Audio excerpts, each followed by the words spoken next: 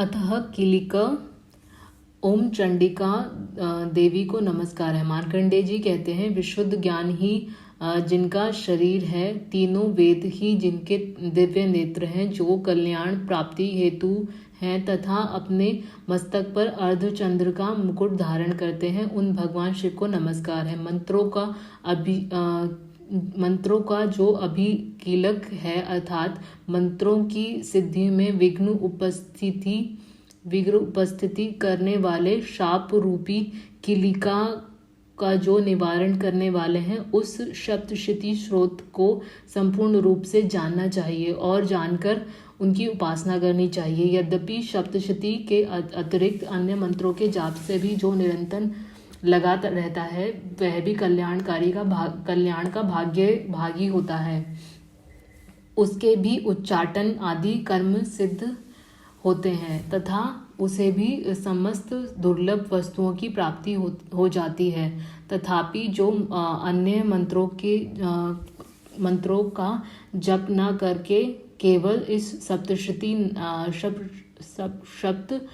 नामक स्रोत से ही देवी की स्तुति करते हैं, उन्हें स्तुति मात्र से ही सच्चिदानंद स्वरूपिणी देवी सिद्ध हो जाती हैं। उन्हें अपने कार्य की सिद्धि के लिए मंत्र, औषधि तथा अन्य किसी साधन के उपयोग की आवश्यकता नहीं रहती है। बिना जप के ही उनके उच्चाटन आदि समस्त अभिचारिक कर्म सिद्ध हो जाते हैं। इतना ही नहीं, उनकी संपूर्ण अभिष्ट वस्तुएं भी सिद्ध हो जाती हैं। लोगों के मन में यह शंका थी कि जब केवल सप्तशती की उपासना अथवा सप्तशती को छोड़कर अन्य मंत्रों की उपासनाओं से भी समान रूप सब कार्य सिद्ध हो जाते हैं, तब इनमें श्रेष्ठ कौन सा साधन है। लोगों की इस शंका को सामने रखकर भगवान शंकर ने अपने पास आए हुए जिज्ञासु को समझाया कि यह सप्तशती नामक संपूर्ण स्रोत ही सर्वश्रेष्ठ एवं कल्याणमय है। तदंतर भगवती चंडिका के सप्तशती नामक स्रोत को महादेव जी ने गुप्त कर दिया। सप्तशती के पाठ से जो पुण्य प्राप्त होता है, उसकी कभी भी समाप्ति नहीं होती, किंतु अन्य मंत्रों के जप जने से पुण्य की समाप्ति हो जाती है। अतः भगवान शिव ने अन्य मंत्रों की अपेक्षा जो सप्तशती की ही श्रेष्ठता का निर्णय किया, उसे यथार्थ ही जानना चाहिए। अन्य मंत्रों का जाप करने वाला पुरुष भी यदि सप्तशती के स्रोत और जप का अनुष्ठान कर ले, तो वह भी पूर्ण रूप से ही कल्याण का भागी होता है। इसमें तनिक भी संदेह नहीं है।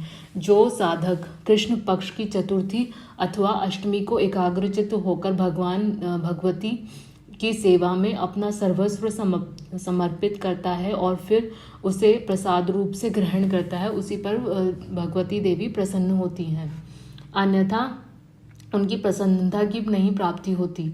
इस प्रकार सिद्धि के प्रतिबंध के रूप किलिका के द्वारा महादेव जी ने इस स्रोत को कीलित कर रखा है। जो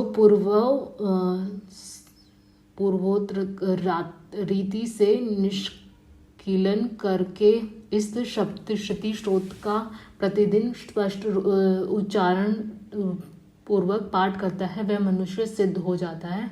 वही देवी पार्षद होता है, वही गंधर्व भी होता है और सर्वत्र विचरते रहने पर भी इस संसार में उसे कहीं भी भय नहीं होता।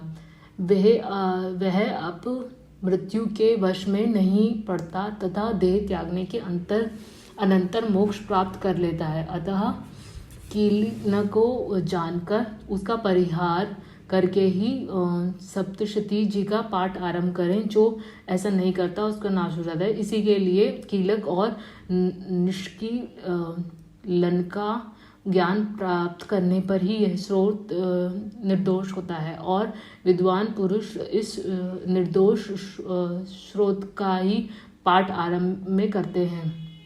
स्त्रियों में जो कुछ भी सौभाग्य और आदि दृष्टिगोचर होता है वह सब देवी की प्रसाद का ही फल है।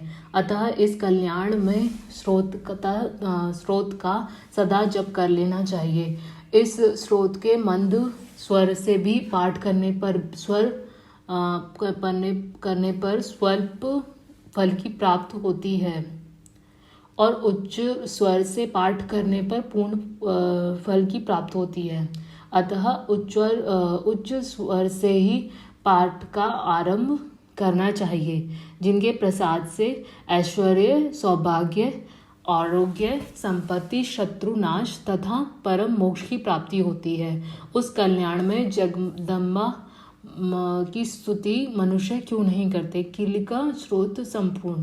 बोलो दुर्गा माता की जय।